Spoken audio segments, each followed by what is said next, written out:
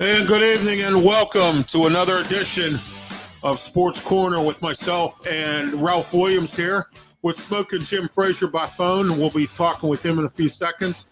And in the waiting room, I have both Matt Venzel and Tad Maury on to talk. We're going to talk a little bit about the Penguins. Tad's coming on to talk about Duquesne basketball.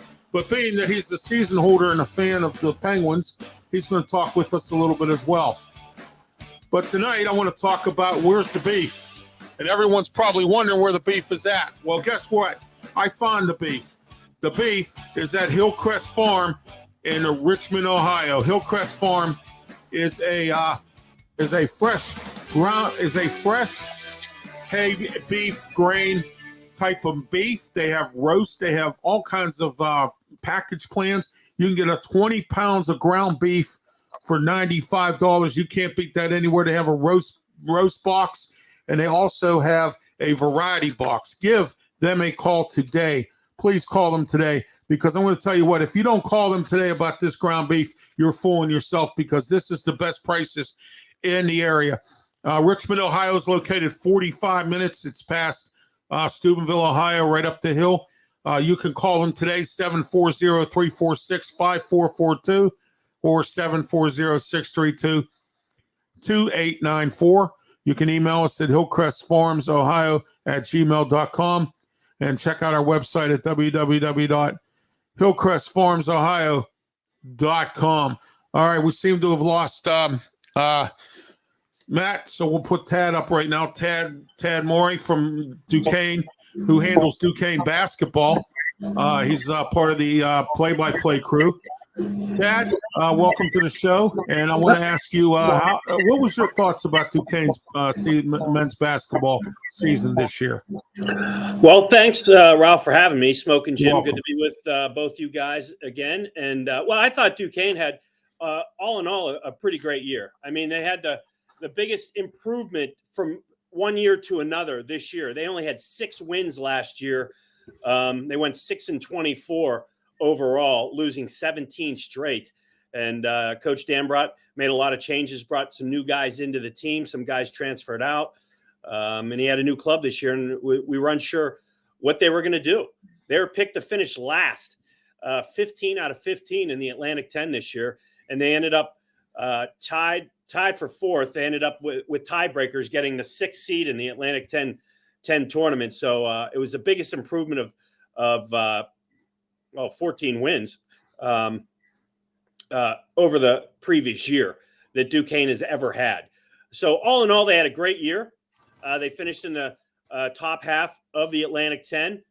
They went to a postseason tournament, the CBI. Unfortunately, they lost in the first round of the CBI, and they lost in their first round game of the Atlantic 10. So they ended on a 3-game losing streak, which was disappointed. But all in all, I think most Duquesne fans in the Duquesne community was really happy with the product they saw this year.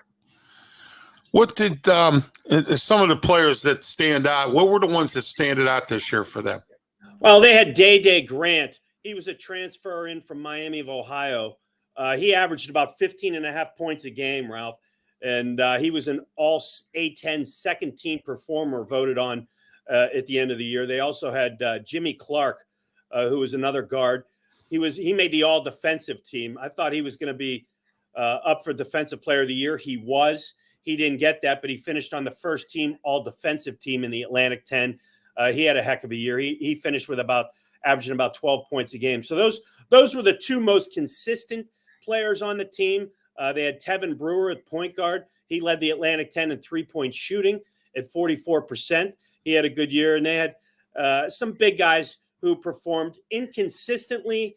But they had some guys that stepped up this year. I thought maybe the front court was where they were lacking a little bit this year. They had a pretty strong backcourt, but they have some guys coming in the transfer portal. They actually got the Drami twins that play at LaSalle, 2 6'7" kids, twins. We played against them twice this year. They're wing players. Some of them, sometimes they were playing a little out of position there. Coach Dunphy had them playing the 4 at some points, but they're more three guys, wing guys. But those are 2 guys that are coming into the transfer portal. But all in all, They had a lot of good individual performances this year, mainly Day Grant and Jimmy Clark. It's good to see that they're getting those twins in, just like Pitt. Pitt has those twin brothers that play. They come in and out on the bench. It's good to see that. What's it going to look like this year? Some guys transferred out, or are there more guys coming in and going out? How's it looking? Well, it's ever evolving, Ralph. The transfer portal. I believe you have until the second week in May to enter the transfer portal. And then when it stops, I really don't know the official date for that. Duquesne has already lost 2 players to the transfer portal. Quincy McGriff, who is a guard, he played about 16, 17 minutes a game. He was from the West Coast anyway, so I have a feeling he's going to head back closer to home. And then Devin Carney, who was a local product out of Butler, he was redshirted this year, and he decided to transfer. So those are the only 2 players that have left, at least via transfer. They did have, obviously, some graduation. And the Durrami twins from LaSalle are the only 2 players that have transferred in thus far. But Duquesne certainly has thrown their hat in the ring on a lot of names. So I expect this roster to look much different from when we sit here today to when they lace them up in October and November for their first practices. Well, that's great to hear. Is Keith Danbroth's contract up anytime soon, or is he extended? He was extended. I believe he either has 1 or 2 more years left, Ralph. I want to. It might just be at the end of next year it's up, but okay. I know he was extended before last year. I don't know if it was a 2 or 3 though. Okay, that's great. And what I like about this team, Tad, is finally Keith Danbroth got the players he wants now. And he can run his style. And I know for a few years he had some issues with some of these kids. And, it was a big issue. And then the transfer portal hit everybody in the butt the very first year. And then once everybody got the hang of it now, it seems like all 3 teams in the area, Pitt, Duquesne, and Robert Morris, seem to thrive a little bit better now. So what are your thoughts on that? Well, I will say this, Ralph. When he first came to Duquesne, what was it, 6 years ago? I used to host his radio show, and he told me before they even had one practice that when he came from Akron, he liked to play inside out. Okay. The Atlantic 10, he's adapted though, because the Atlantic 10 is a guard oriented league. It's guard dominated. Now they have some good big players, obviously big guys in the Atlantic 10, but it's a guard dominated league, and he's adapted. And he's certainly playing now a guard-oriented game, especially this year with the talent he had at the guard position. They averaged about 75 points a game this year, 76 points a game, and that was up from 64 the year before. So offensively, yeah, like you said, he's gotten the players that he wants. He's built the culture that he wanted. He didn't have that culture the first few years because I don't want to say he had some bad apples, but he just didn't have the kind of players, the kind of student athletes that he wanted on his team. And I think he finally has that now. Oh, that's great. Yeah, I saw that with the team, because as we mentioned off the air that, I had watched a few games, and I was very impressed with what I saw, from Duquesne. And it was great to see that he has his players and everything where he needs to have them and where it needs to go. When do they start back up practicing again? In the fall, correct? Well, it's a year-round thing now, but I mean, as far as working out and that kind of thing, I mean, as far as when the NCAA lets you practice and begin practicing, I think it's October, because their first game last year, as I look at it, let me see here, I have the schedule. Their first game last year was November 8th. I believe they start practicing end of September, maybe early October. I see. All right. What's the rest of the Atlantic 10 looking like? I mean, I know Dayton's always tough. St. Bonaventure with Mark Schmidt's always tough. St. Louis kind of hung in there this year and whatnot. What's these other teams looking like? I know Richmond's always a battle. So, I mean, how's it looking this year? Well, a shout out to the Richmond coach, Chris Mooney. He had heart surgery late in the season, so they had to have assistant coach finish up. But he's in good health now, and he should be back next year. So that's great to hear. Yeah, that is good news. Usually, Ralph, the Atlantic 10 can be a 2 to 3 bid league in the NCAA tournament. This year, they were only a 1 big bid league.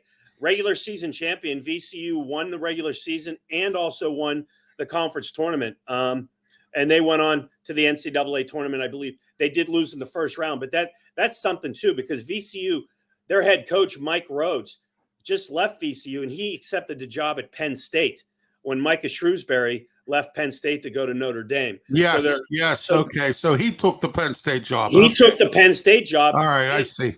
And the A-10 player of the year, Ace Baldwin, who was his point guard and defensive, he was the defensive player of the year, and he was the player of the year in the A-10. He followed him in the transfer portal. So VCU lost the player of the year too. So it'll be interesting to see. But they're, like I said, the transfer portal is ever evolving.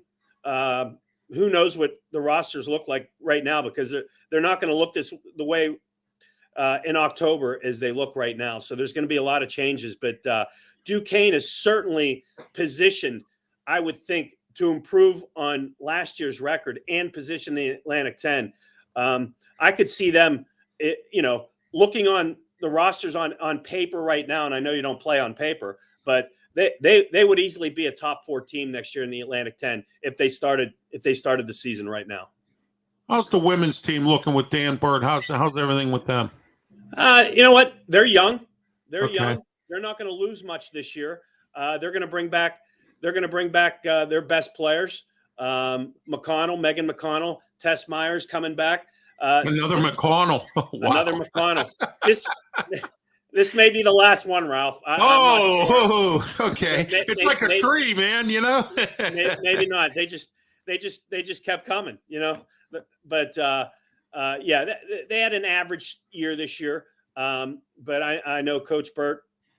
I mean, he recruits all over the country, so I think he'll have a good roster next year and another year of experience under this young roster. So I think that you can look for them to have a much better year next year as well. Well, that's great. Tad, thanks for being on the program. I really appreciate it. We're going to have Matt Vensel coming on shortly. He just emailed me, said he's having technical issues. He will get on shortly. But Tad, thanks for coming on. Well, Ralph, I can give you all my Penguin knowledge. Hey, why don't you do that? You're a season holder. You're a media pass holder or whatever. Yes, season ticket holder. I go to as many games as I could stomach this year, which was probably about. What's your thoughts on this firing of Hextall, Burke, and Pryor? What's your thoughts on this? Well, unfortunately, it was done a year too late, because if it would have done a year earlier, they might not have made some of the contract extensions last year that they did. I mean, obviously, he extended Letang 6 years. He extended Malkin. He extended Malkin 4 years. Now, Malkin, I understand he did it for the salary cap issues, but boy, I mean, those guys are 35 and 36. It's almost like he's given them a lifetime achievement contract. And I think, they're an old team right now, and it's a young league. And I think you saw it. The disappointing part about it, Ralph, is inconsistent as they were all year. They controlled their own destiny in the last week of the year, and they had 2 games against the worst 2 teams in the NHL to get into the playoffs, and they lost both of them. I mean, if that is their season in a nutshell, I don't know what is. All right, hang on, Tad. Coming on right now is Matt Vensel. Matt, welcome to the program. I see you got your difficulties figured out. Yeah, sorry to keep you waiting. My apologies. No, that's okay. We got Tad Morey joining us here. He's with the play-by-play folks with Duquesne University. We were talking about Duquesne basketball, but he's also a season holder for the Pens. He wants to give his opinion as well. Sure. And Smokin Jim is on the air here. Smokin Jim, say hello to Matt and Tad. Hey, Tad, what's up, Matt? All right, Matt, while we have you on right now, I just got Tad's opinion. He said it was a year too late. What's your thoughts on the Hextall, Pryor, and Burke firing? Yeah, I mean, I think it's fair to say that. I mean, Fenway Sports Group definitely gave some thought to maybe moving on last off season, and in hindsight, it's pretty obvious that they should have done that. I mean, the string of transactions they've made over the last 12, 14 months, not only cost the team a playoff spot, but it put their replacement in even more difficult circumstances about getting this team back on track. What's your thoughts on who do you think the GM, you guys, we'll start with you, Matt. Who do you think the new GM could be? I know they have some candidates out there. What are they looking at? Yeah, it's pretty early in the process. Not a ton has gotten out. What I can say is they're casting a wide net. They're going to hire multiple people, I believe. It's just a question of who they slot into what roles, but they have, they lost 3 people, and, they talked a lot about building out the front office and creating a hockey operations machine, as they put it. So I do know that they're going to look at men and women here. They're going to try to cast a wide net. They're going to try to, look at diverse candidates. I think analytics is going to be a big part of it. I don't know if the ultimate decision maker is going to be strictly from an analytics background, but that person is going to need to understand and embrace analytics. So it's going to be curious to see, like, once they get through the process. I mean, they were keeping an open mind on the structure just based on who they talk to, what they like, and how they kind of see it all fitting together. But, we should start hearing names come out. You'd think soon, because they're going to act quickly. That's their MO. Let me ask you this, Matt. I hear some stories, and I'm hearing some rumors that there's some friction between the Lemieux and this new Fenway group. Is that correct? Yeah, our columnist Ron Cook wrote about that a few weeks ago. Actually, heading into Mario's fantasy camp, that was the first and only time that Mario was around the team. But it sounds like it's when they did the sale. There was some kind of things that needed to be taken care of, some minority partners who weren't happy with how the deal went down. And it sounds like how that issue was resolved, rubbed Mario the wrong way. So it's going to be important for them to bridge the gap and get Mario back involved. I mean, I don't think it's something where he wants to be around making a lot of decisions. There's, a big part of the reason why he sold the team. Yeah, he made a lot of money, but also he just, he was ready to kind of get out of the day-to-day business as he's earned. But, I still think it's important that relationship is strong and that he's there as a sounding board if they need it. Smokin, Jim, you have any questions for Matt Venzel? No, sir. Okay, great. Ralph, do you have anything you want to add? I'd like to ask Matt a question. Go ahead. I know what's your thoughts on what's Fenway's group thoughts on Sullivan? I mean, he's obviously been here a long time. He's had tremendous success. Do you think this team, his message is falling on deaf ears because it's been the same team with him? You think they need a change in that respect, or do you think he's pretty safe?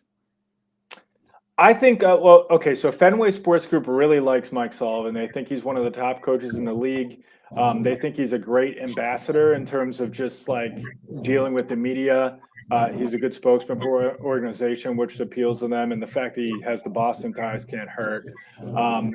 But they have said that it'll be up to whoever they hire to keep him. But that said, I mean, they've publicly come out and said, we like Mike Sullivan a lot. We think he's a great coach. So you'd think that the person they hired would probably feel the same way. But they did make it clear that whoever they hire will have that autonomy. As for whether they should move on, I think it's fair to be critical of Mike Sullivan on a couple of fronts. One, when you just looked at the tactics, they're still trying to, play the same way that they won with 6-7 years ago.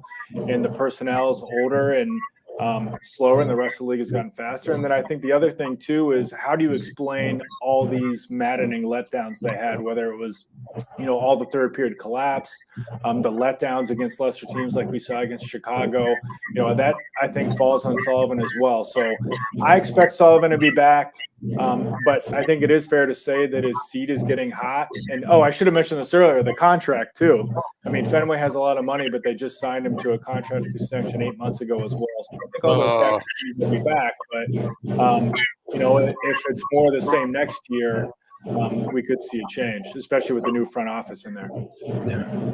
Matt, what do you think in regards? I know the draft is coming up. We don't have a GM yet. This team needs a lot of help. They need a goal. They need goaltending. They need to weed out some of these older players like the Jeff Carters of the world that deal with that trade with Kasperi and Kaspersen. He shouldn't even have had a contract. And some of these new guys that they brought in got hurt as soon as they got here. So what happens with all this?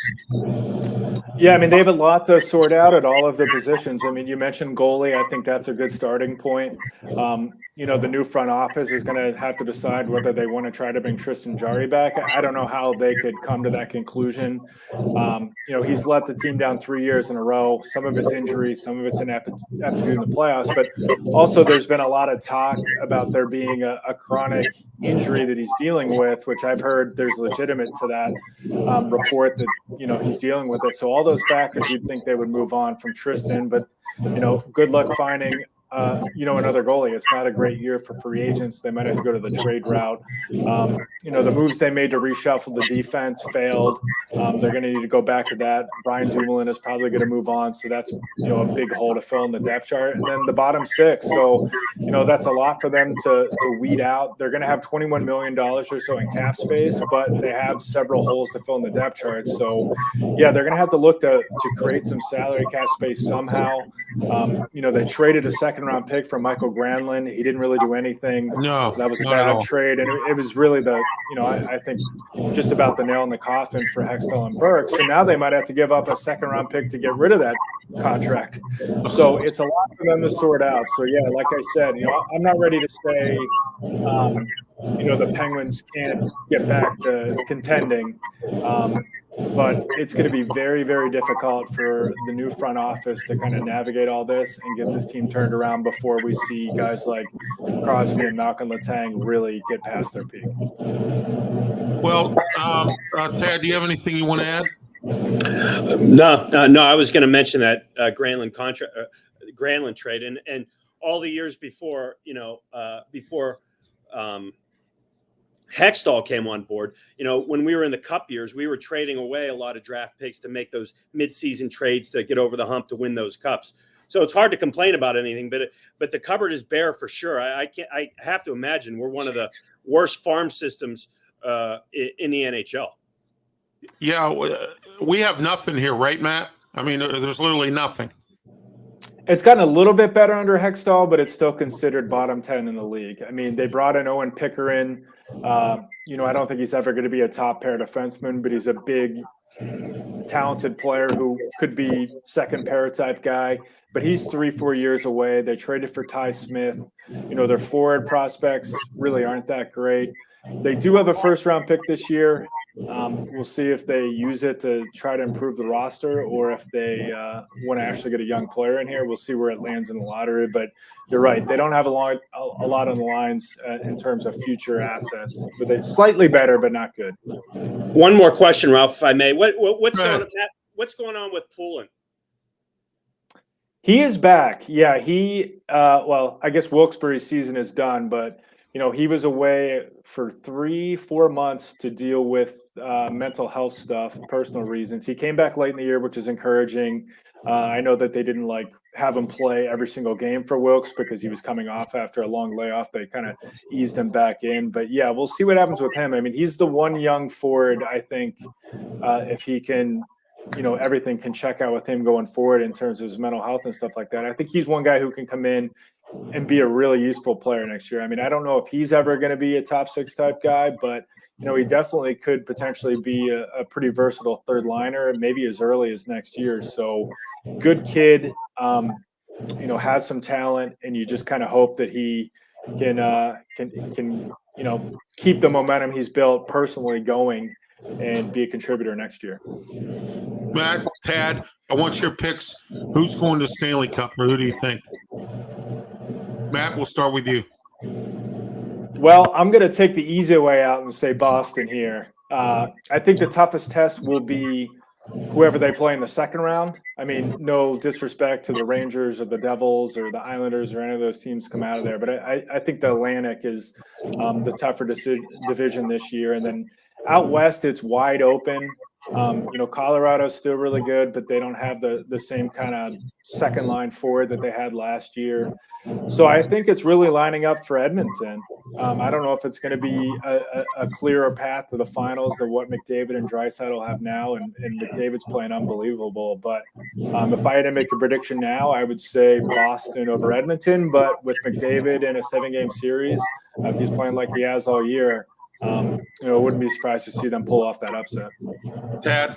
Well, I agree with Matt in the West. I think Colorado's their injuries that they're dealing with right now. I mean, they're getting Makar back, but they just aren't the same team, especially depth-wise, as they were last year. So I'm going to pick Edmonton as well, even though they lost last night. And in the East, it's brutal. I want to pick against Boston somehow, some way. I like Jersey, but I think you got to lose once before you win. So that's the only reason I wouldn't pick them. I would have said Carolina before the Schneftikov, whatever his name is. I can never pronounce Svechnikov. Thank you. Before his ACL Right. injury. So I'll go out on a limb and say the Rangers in Edmonton. Okay. Yeah, I'm a Carolina fan. I love the Hurricanes. Fell in love with Raleigh, North Carolina, so I started following them. And so I think I'm hoping Carolina gets in. I don't know who else I would pick, but I hope Carolina gets in. That's all I have to say about that. Smokin' Jim, do you have a pick for the Stanley Cup? I'm still on the fence right now, buddy. All right. Matt and Tad, I want to thank both you guys for being here tonight. It was great great information that we had tonight. Do you have anything you want to add, Smokin' Jim, before they go? No, sir. Okay, great. All right, Matt, Tad, thank you for being here tonight. And it's well appreciated. We'll talk again sooner or later here. I'll have you guys back on again. We'll talk more about the Pens and Duquesne football and basketball with Tad. Guys, thank you for being on. Have a great one. Thank you. Thanks, Ralph. Thanks. And Matt, thank you as well. Thank you. That was Matt Venzel and Tad Morey. They were both on here talking. Tad was on talking about Duquesne. And Matt, we've had Matt on several times talk about the Penguins and the firing of Ron Hextall, Pryor, and Brian Burke. And so, Smokin' Jim, what's your thoughts on this year's Penguin season? I know you have something to say about this. Yeah, it's very disappointing from financial standpoint. It's crippling. One playoff series can bring you, $6 to $8 million extra revenue into the team, which can pay for a couple of players, entire salary for the season. Tad and Matt made some great points. The team is getting old. I didn't realize Letang had a 6-year contract. I didn't realize that either, Smokin' Jim. I thought it was only 4 years. Here I find out 6 years. I'm like, oh my gosh. Wow. It's going to look much different. I thought your question, or Tad's question, was excellent as well about, the head coach. Is it time to make a change from the head coach? But I'm not said that the ownership likes the head coach, so I guess he'll be back. Yeah, the ownership likes him, Smokin' Jim, but as Matt said also, if you heard him, then it's up to the new GM, and the new GM might want to make a change. You know how when someone gets in, becomes a new GM, and they want to replace the coach. We've seen that happen already. That's true. So I mean, all across the board, we've seen it with with Pitt when the new athletic director come in and want a new coach. Although when Heather Light came in, she didn't get rid of Narduzzi. But remember when the second time around, when Steve Peterson came back, he got rid of he fired Wannstedt. And that was, right. And ever since then, it's taken a while to get this Pitt football program going. My thing is here, if they fire Mike Sullivan, this new GM better be careful, because if he does fire him, who knows if this new coach he brings in might not do any better. In fact, might do worse. So maybe my thing is give Mike Sullivan, I call him mediocre Mike too. Give him, another year or two, and see what happens. You know, and then the new GM and the ownership can say, okay, look, it's not happening here. We're losing out. And if you heard the guy from Fenway that came on, he said that, or did the press conference, he said anything other than a Stanley Cup is unacceptable. So, which means that, you know, they really want the Penguins to win Stanley Cups. And that's, if you're not in it to win Stanley Cups, like Bill Cowher used to say, if you're not in the football here to win the Super Bowl, you don't need to be in football. Okay. And it's the same way in hockey, Smokin' Jim. The big prize is what you want, and that's the Stanley Cup. And that's like baseball, the World Series. I mean, you know, the NBA championship and so on and so forth. So, I mean, if you're not in it for any of that, you don't need to be in it. And that's as simple as that. So I agree with both Matt and Tad that, you know, they really they were low. I call it what I call low and slow. They were low and they were slow. So, you know, this whole season, you know, they got outskated by a lot of teams. The special teams was bad. Goaltending was terrible. The whole team as a whole was bad. And Mike Sullivan's to blame for part of this because there were some players he didn't want. And Hextall kind of shoved them down his throat a little bit. But there were some players that he didn't want that Hextall brought in, you know, and then there were some players that he wanted. But I've seen Mike Sullivan chase out good players like Ryan Reeves and some of these other defensemen that we want, physical guys, because he wants to do his run and gun offense. And I've said this many times, Smokin' Jim, and I think you'll agree with me, you can't shove a square peg into a round hole. You can't run a run and gun offense when you have old players that are slow. What do you think of that?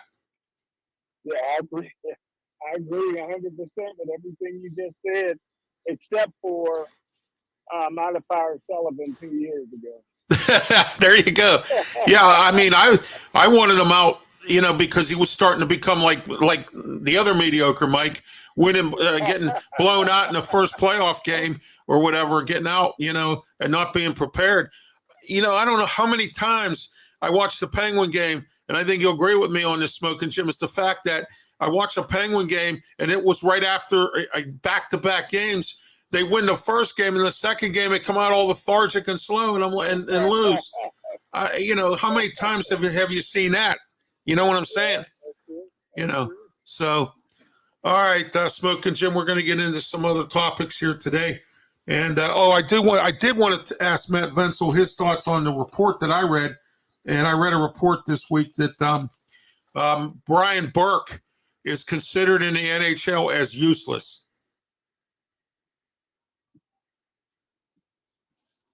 Wow. Useless. So, wow. But that's, you know, that could be one reporter's opinion. You know what I mean? I was always told he was a great guy, but, you know, he didn't do well here. All right, let's get into the Steelers, Smokin' Jim. Peter King's reporting that the Steelers are going to trade up to get Jalen Carter. You know, when I watched Sportsline earlier with you guys, I sort of agree with the fact that I don't know about Jalen Carter because of that incident that he was involved in, and I do agree with that. Do you see this happening? No, for the simple reason the Steelers don't have, I don't think, enough firepower to move up. They don't have a 5th and a 6th round draft pick. I think they got enough picks in what they did in the offseason that they can stand pat. And I think in the long run, if they make the correct selections, I think they would be happy with the picks that they have in rounds 1 and round 2, keeping those picks. Well, if Allen Robinson passes his physical, they have to give up a 7th round pick. So it looks like the third day might not even be happening for the Steelers. Well, I heard, I could be wrong, Ralph. You can double check at a later date, but I heard they're going to swap 7th round pick. Okay. Yeah. We'll get a later pick in the 7th round. Okay. And, the Rams will get the Steelers early. So now, that's what I heard. Yeah, so they're going to switch positions in the draft. Okay. Yeah, okay. Well, now we're going to have a third day pick. We still don't have a 5th and 6th round pick. Yeah. You know what I'm saying? So, but I'm actually glad that the numbers cruncher, Mr. Khan here, went out and made all these deals. I think most of them I'm pretty satisfied with, and I think you might be too. But here's the one that really shocked me was when they signed this punter, this Brandon Mann or Brandine Mann or whatever his name is from the Jets to bring in to compete with Presley Harvin. You know, Presley Harvin, he's just been sort of a shaky punter the whole time he's been here. And I think Danny Smith should be fired. The special teams has been horrible for years since he's been here. What do you think? Well, he's a bubblegum chewing special teams coach that hadn't busted a grape since he's been here. But mediocre Mike loves him. Oh, I know. I know. The punter has been a disappointment since he's gotten here. So this tells me that we might have seen Harvin punt in black and gold for the last time. Yeah, I was upset because when I saw Presley Harvin and Kevin Colbert, I just love Kevin Colbert when he says that was an erroneous report. I miss him saying that was an erroneous report. But anyway, he came out and said, "Oh, Presley Harvin here. He was number one in college football in punting. He won the Ray Guy Award. He was good at doing. They even showed where he was good at doing fake punts and kicks. And at times he picked the ball up and run it in for a touchdown as part of a fake or whatever. We didn't see any of that. And I thought that, and some other folks agree with me on this too, that I actually thought that they should have used some of them techniques that he could do and get some points out of it. What do you think? Yeah, I mean, there's a lot of things you can do from the punter position. I remember in 1972, at the championship game, the undefeated Miami Dolphins had to come to Pittsburgh because there was no such thing as home field advantage back then for having the best record. And their punter Seipel on his own, he kept seeing L.C. Greenwood and some of these other guys turning around after the ball was snapped to set up the return. And so he just ran right behind them, man. Oh my gosh! It was the difference in the game, pretty much. And but yeah, the punter, man, you can do so many things. Like you said, you can squib kick, you can kick out of bounds, you can cough and corner. You can throw the football, you can run the football as a punter. There's so much. You can even do a drop kick. Yeah, you can do the drop kick. That's what he used to do. But they, like you said, they did none of it, man. And I don't even think they practiced any of it. And so that's on you. You can win 1 or 2 games a year, just being innovative on your special team. With Steven Sims gone, Smokin' Jim, what do they do for their return game? I think they need to go in the later rounds or do something to get somebody in here to run back punts and kicks. And I'm not talking about Gunnar Olszewski either. And I'm not talking. Steven Sims is gone. Who do you have? What do you do? Well, in my opinion, punt and kickoff returners are a dime a dozen. Right. The traditional black colleges all got great punt and kickoff return guys, man. Bring in 5 or 6 of them and find out which one of them are the best. It ain't that hard, man. You may not be able to do much, but some of these guys, like Billy White Shoes Johnson, and some of these guys just had a knack for the punt and kickoff return game. And I think that anybody who invest in evaluating black college football. You know what I mean? I'm telling you, there's so much hidden talent down there, Ralph. It's a shame. Oh, I know. Even if you only go down there and get you a punt and kickoff returner every now and again, it would be worth the investment. Oh, absolutely. We've seen a lot of stuff come out of small college. Greg Lloyd, John Stallworth. I can name you a bunch of guys that Earl Holmes that came out of some small colleges and small universities that have thrived with the Steelers. They need to get back into that, I think, because there are some good athletes out there. And let's see what they do with that. I hope they the numbers cruncher gets back into that. So, I wouldn't go after no black kickers.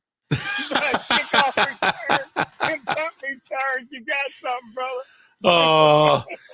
Oh my. All right. They signed the linebacker Braden. This Braden Miles. They signed. This guy is mostly a special teams player. He's another Miles Kennebrew.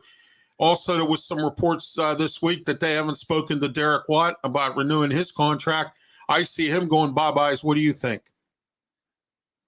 Wow.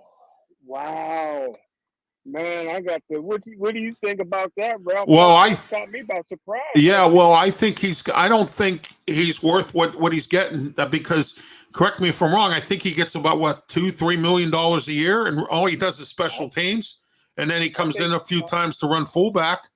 I think he was getting like $4 million. Yeah, he was getting $4 million. Yeah, he was getting a pretty good dollar there for a minute. He was healthy last year. But he, and it was nice to see him score some touchdowns and do some work in the offense. But they have to look at the money situation, and if it's going to be too much, he might have to take a pay cut to come back. But I don't see nobody knocking on his door. So yeah, no one's knocking. So we'll see what happens. Okay, Steelers hosted Georgia Tech.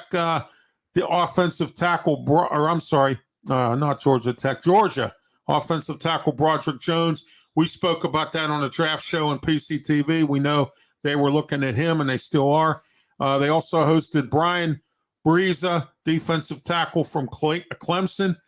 And we all know about the Allen Robinson thing today. If those of you didn't hear, the Steelers traded or swapped 7th-round picks back. The Rams are going to take our 7th-round pick position wherever we are, and we're going to go down below and take the Rams' 7th-round pick position.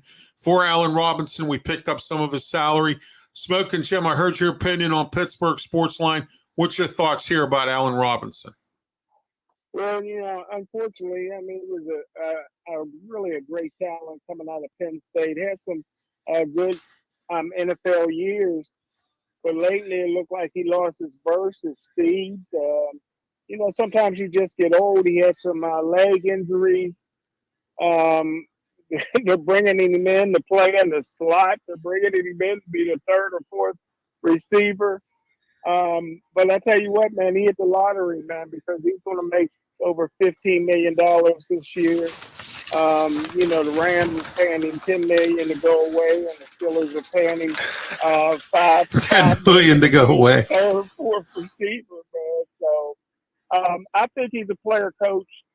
That's what I look at him as, a player coach. He's a very knowledgeable guy. I think that it's not going to help Pickens because Pickens don't want to learn how to play the receiver position. All he want to do is the alley-oop. And then you got Deontay Dropson, as Luther would say. Deontay Dropson. You can't help them hands. Oh, you could give him gloves and he'd still drop it, But maybe if they do what I said they need to do to have a successful draft and go after Jordan Addison with their 17th pick. Jordan Addison is a guy that you can get him well-groomed on the NFL game with a veteran like Allen Robinson, who would really benefit a rookie like Jordan Addison, who is already pretty polished and just needs to know the trade secrets of the NFL to be successful. So that's what I would do. Real quick here, the Pirates are down 3-1 3rd inning. Vince Velasquez is pitching for the Pirates. We know the Pirates are 10-7. They're not doing too bad, Smokin' Jim, but it's early yet, okay? And we have to understand that it's early yet. And that also we have to understand, and I blasted Bob Nutting last night on The Way I See It show, that Bob Nutting is still one of them kind of guys that squeeze a penny and Lincoln's head would come out because he only wants to give his ushers a quarter an hour raise. So, Wow. Yeah, I blasted him last night, and I feel I'm right about this because he only wants to give him a quarter an hour raise. I don't know what he's smoking or drinking, but or maybe he's breathing the river air down by PNC Park or doing something, because something has gotten into this guy that he's so cheap that Lincoln's head would pop out of a penny after he squeezed it. So, I mean, oh my gosh. But I just can't believe what I'm hearing out of that. It was great to see Rich Hill finally have a decent outing last night, last night against the Rockies, because the first two have been real shaky. And I wanted him out just after 2 games, because what I saw was he's just throwing the ball, and his velocity was only like 60 mile an hour. And anybody in the major leagues can hit a 60 mile an hour fastball or whatever. So, but I'm glad he won last night. I hope Velasquez, we can turn it around here so he can get another win tonight. Speaking of the Steelers, real quick, next week we're going to get into the draft. We have our special draft show. I got a bunch of guys coming on next week for the draft show here on Sports Corner on our 4 platforms: YouTube, Facebook, Twitch, and Twitter. And don't forget about our sponsor, Smokin. Jim, have you found the beef? Yes, sir. Yeah, where'd you find it at? Hillcrest Farm. That's it. Richmond, Ohio. Hillcrest Farm, Richmond, Ohio. Get out there today for their ground beef special, $95, 20 pounds of ground beef. And you know what? I had some people on Facebook this past week going on and on and on about that's expensive. Well, let me tell you something. Why don't you go to the store one time and take a look at what ground beef prices are, and you're not going to get the ground or the grain hay beef that you're going to get here. And I made 2 hamburgers this week, and I made some hamburgers with this ground beef. And let me tell you what, it was the best hamburger I ever had. So if that's the situation with the ground beef, I take it from me, this is some great beef. And I got to tell you, you got to take a look at their freezer prices, package deals. Look at this variety box, Smokin' Jim. 4 pounds of burgers, 10 pounds of ground beef, 2 packs of filet mignon, 2 roasts, and 10 steaks. Wow, Smokin' Jim, and it's only $195. Wow. You can't beat that price. Wow. A roast box. You get 7 roasts, which means you can have chuck roast, ground roast, whatever roast. You can roast yourself. So, and 30 pounds of ground beef for $200. You can't beat that anywhere.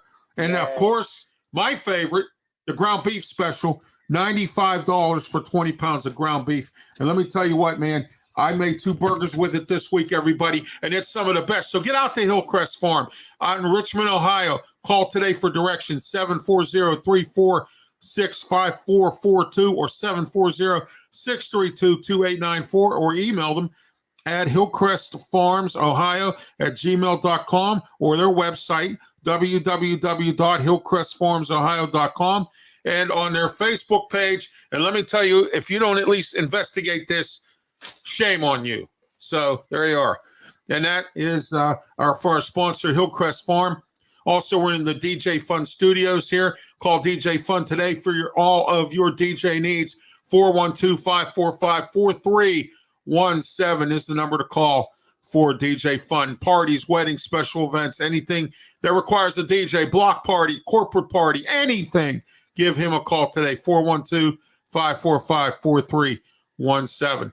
Okay, Smokin' Jim, let's get into some local sports here, and then we're going to get into some other stuff. And I have a couple of I have a top 10 and a top 8 tonight, and we're going to take a look at that, okay? So first, in our local sports, let's take a look at the Pittsburgh game. The defense won 32-31.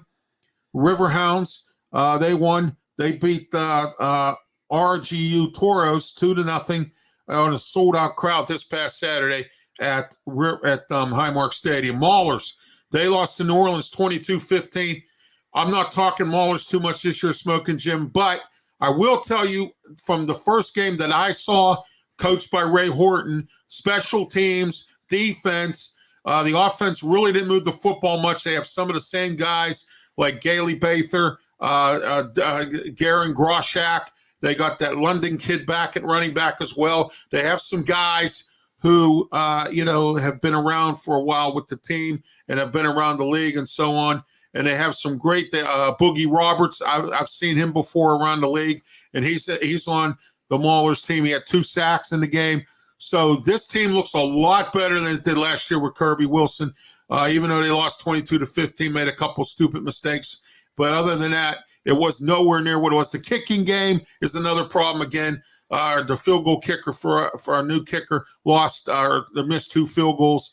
And then we tried to go for a 2-point conversion and blew it. But other than that, I think the Maulers look pretty good.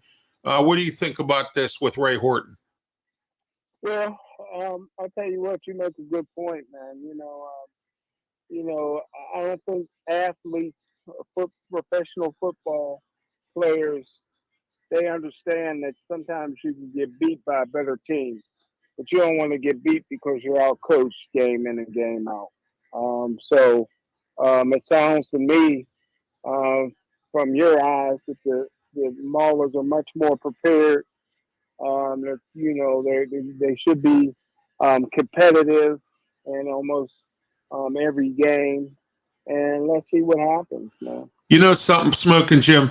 I don't care if they win one more game than they won last year, as long as they're competitive.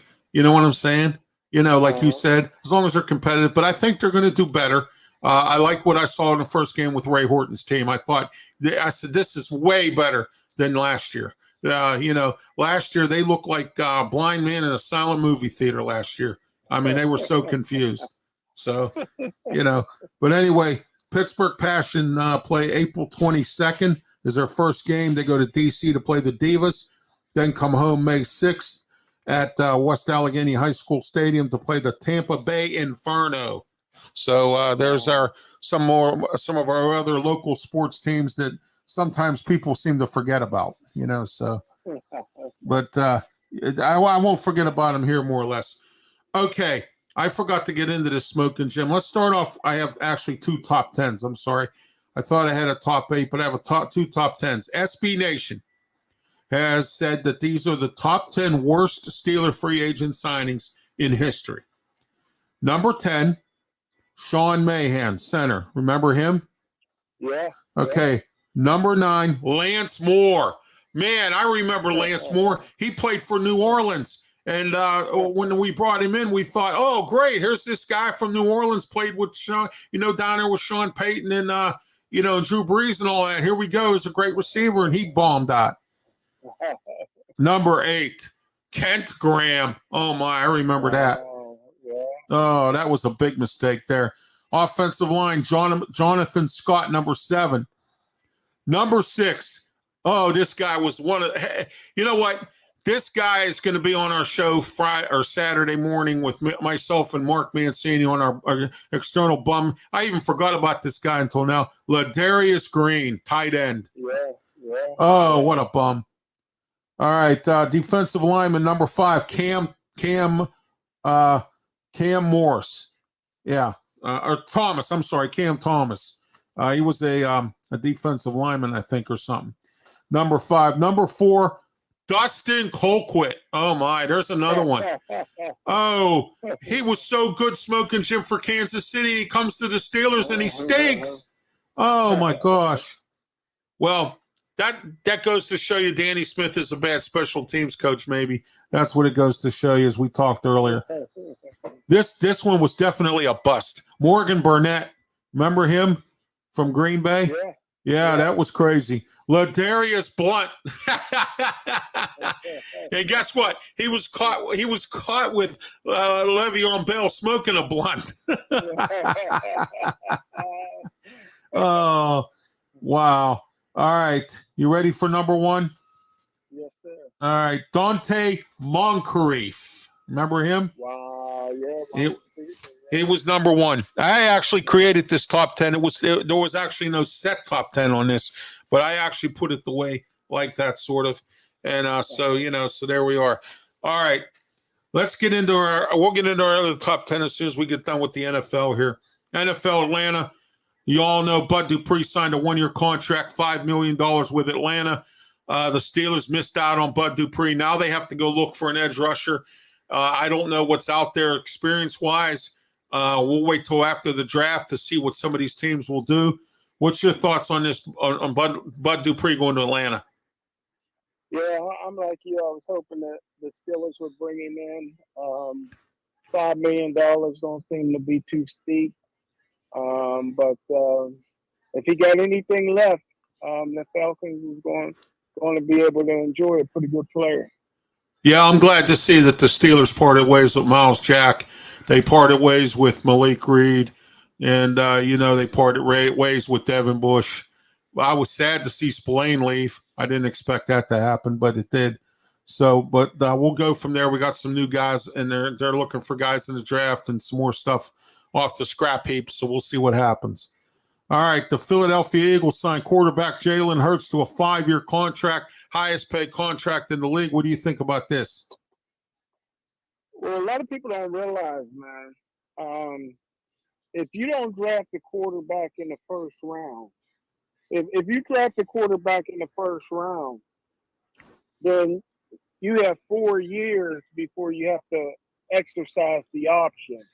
Anything after the first round, you got to exercise that option after 3 years. See, Jalen Hurts only been in the league 3 years. Next year would be his 4th year. And so he got all that money early, man. So kudos to him, man. I think it hurts Philadelphia for a season because, $255 million is definitely, and they've been letting some people go. But if anybody deserves it, it's Jalen Hurts. All right, Kansas City signs 33-year-old backup quarterback Blaine Gabbert. They signed him today. Wow. All right, USFL scores. All right, Michigan 29, Houston 13, New Orleans 22, Maulers 15. We discussed that earlier. Philly 27, Memphis 23. Todd Haley, coach at Memphis, blew it this week. Birmingham, the champions from last year, 27, New Jersey 10. XFL scores, Houston 28, and Rod Woodson. Boy, I tell you what, Smokin' Jim, coaching must be getting to him. He looks awful. He coaches the Vegas Vipers. They lost 25-21. So, and get this, Smokin' Jim. I know he played for Bill Cowher, and he played under Brian Billick, and he played under a few other coaches. But let me tell you something. Rod Woodson, some of the decisions he made in this game were horrible decisions. San Antonio, Hines Ward, they beat Orlando 25-23. Hines Ward trying to salvage the season. They were 3-5 when they came in. They're 4-5 now with San Antonio. It's great to hear Hines Ward win a game. DC Defenders, looks like they're going to go to the championship game, or at least to the playoffs. They have the best record right now in the XFL. 28. The Renegades 26. The Sea Dragons. Jimmy Haslett is their coach, and guess who their quarterback is? Ben DiNucci. Remember him? Yeah, he's their quarterback, and he led them to a 30-12 win with the St. Louis Battlehawks, who continue to break attendance records in St. Louis. So there you are. Oh, that's great. Yeah, well, you know what, Smokin' Jim, and I keep telling everybody this, and nobody, listens to this. St. Louis does not have a football team. They haven't had one since the Rams left years ago to go to L.A. So, St. Louis is welcoming this. They want this. And I heard that they're in line for an expansion team, just like what happened with Cleveland. So we're going to see what happens with St. Louis. So anyway, here we go, Smokin' Jim. Here's my other top 10 before we go. Major League Baseball. The worst attendance at home for 2023. Projected attendance records, okay? The worst. You ready? Oh, yeah. Okay, the Pirates are in the top 5, but I'm not going to tell you where until we get to them, okay? All right, number 10, Cleveland Guardians, 21,272 is their estimate. Number 9, Baltimore Orioles, 26,000. Number 8, the Washington Nationals, 20,000. Number 7, the Minnesota Twins, 20,000. Number 6, the Cincinnati Reds, 19,404. Okay. Tampa Bay Rays, who only lost one game so far this season, are only going to draw, or projected to draw 17,000 per game. And get this, Smokin' Jim, that Tropicana field is a dump, and they're trying to get a new stadium built or a new field built for them. But they're arguing Tampa is in St. Pete. They want to put it in St. Pete and get it out of Tampa. Tampa hasn't supported it. St. Pete said they think they can, so they want to move it to St. Pete. There's been a big scuttlebutt down there. That's what my friends in Tampa tell me. So I just want to let you know on that one. Number 4, you ready, Smokin' Jim? The Pittsburgh Pirates.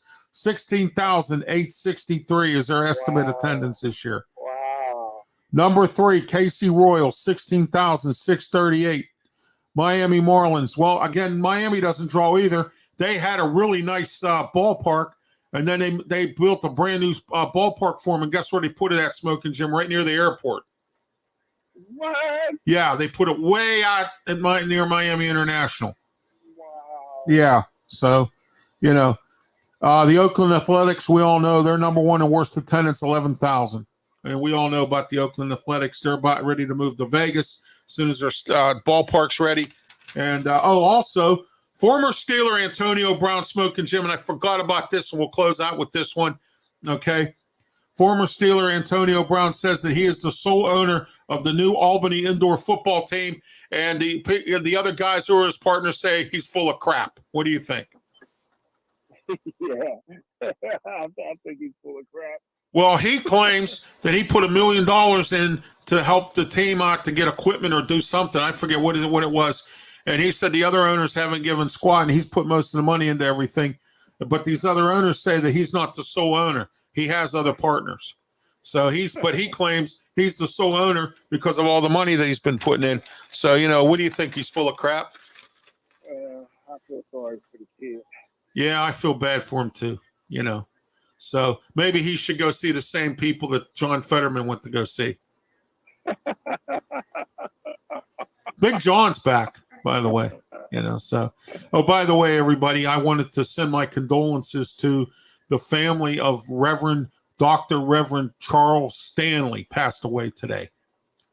So those of you who watch In Touch on at Cornerstone TV or have watched some of his programs, which I have done, and so when I'm up in the early mornings before I go to church or watch my church service, I watch Dr. Stanley. And, I've watched a lot of his programs over the years, and it's sad to hear he passed away today. So my condolences to Dr. Charles Stanley. Mike says here in the comments, Smokin' Jim, it's a shame about Oakland, a once great franchise that's been slowly dying. I believe more minor leagues this year have brought in more fans than the A's. I think so, too. He's right about that, Mike. Thank you for your comment, as always. And Noel, he commented earlier, asked me if we were going to talk about DeMarcus Russell. And, yeah, I'll talk about him on Friday or Saturday on the Bum Show. So there you go. Tune into that. So. But anyway, Smokin' Jim, do you have any final comments, Dad? No, sir. Great show, buddy. All right. Thank you very much, Smokin' Jim. Great to have you again on here. And thank you to our sponsor, Hillcrest Farm in Richmond, Ohio. Head out there today for some great farm fresh ground beef, $95 for 20 pounds. And they have other specials as well. Give them a call today, 740-346-5442 or 740-632-2894. Email hillcrestfarms.ohio@gmail.com and check out their website, www.hillcrestfarmsohio.com, and also on their Facebook page. And Eric says, thank you for the show, Smokin' Jim, on the comments section. You are welcome, Eric. And Mike, thank you for commenting. And Noel, tell DeMarcus Russell we said hello. So have a great night, everybody. Thank you and be safe. And Smokin' Jim, have a great one as well. Oh, by the way, everybody, tomorrow night, time change on Talkin' Wrestling. Smokin' Jim and I are going to be on recording on ClaudiaRosano.com on his show, his podcast tomorrow at 7. We're going to be recording a draft show, Smokin' Jim, myself, and Claudio. So Talkin' Wrestling will be on at 8:15 tomorrow night, 8:15. So mark that down on your schedule for Talkin' Wrestling. We have our top 10s. Where are they now? And a whole lot of wrestling news because I got a bunch of it for tomorrow night. Talkin' Wrestling right here on your 4 platforms, YouTube, Facebook, Twitch, and Twitter. Don't forget Thursday night, 7:30, Block Talk Radio, Smokin' Jim Frazier, myself, Mark Mancini, Wrestling and Sports Talk. 347-205-9631 is the number. Pirates 4, Rockies 3 in the 4th inning. Everybody have a great night. Thank you for watching. And for Smokin' Jim Frazier, I'm Ralph Williams. Good night and be safe.